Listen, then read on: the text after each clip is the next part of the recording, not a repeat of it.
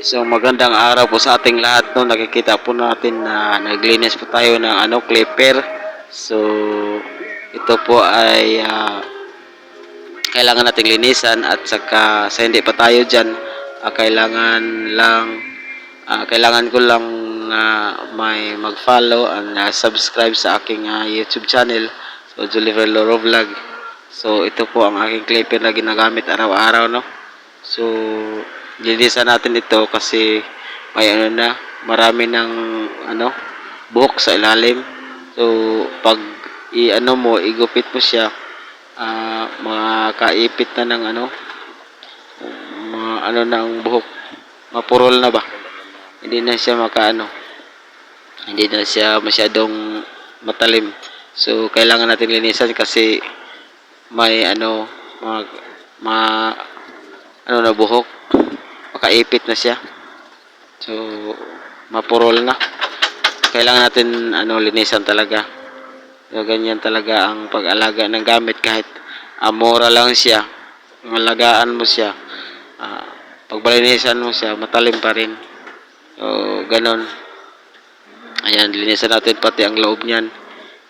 So ang kimi, hindi naman masyadong ang kimi, pero pag nalagaan mo, okay pa rin siya. So linisan natin kasi masyadong marami ng buhok sa ilalim. Daghan na kayo buhok, mga kablog. So ako panikamutan ang star screw nga matanggal. So para matingnan din natin ilalim kung anong laman. So ayun, natanggal ko na. Tingnan natin ang loob niyan kung anong laman. So maya lang, no. Bubuksan ko na. Ayun, maraming buhok niyan. Ayun, maraming buhok. Linisan natin para clear na clear talaga. So kadalasan naman pumapasok ang buhok dyan, at saka oil, may oil na pumapasok. Kailangan din natin linisan. So kahit anong gamit mo, basta hindi mo inalagaan, daling masira din. Ganyan talaga. Kahit murahin lang ang razor mo, basta inalagaan mo, doon na rin ginasya mo, habay. Mo na nga, bisag wall pa imong razor, kung di na mo atiman nun, wala, gid na.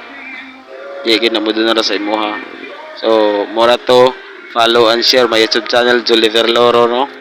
So iba na naman ang channel ko ngayon kasi nasira ang cellphone ko. Ayun, nag-iba ako ng YouTube channel. Ito na ang content ko, pagugupit talaga. So minsan pupunta rin ako ng bukid pag wala akong customer, pero dito ako palagi nagtambay sa barbershop ko.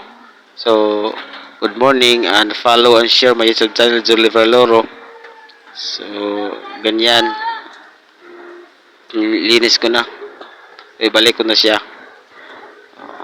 Ayun, linis na. Tapos ayan, so nalinis ko na, binalik ko na ang star screw niya, hasta blade niya. So bye bye, and good morning sa lahat, no. Follow and share, huwag mo yung kalimutan.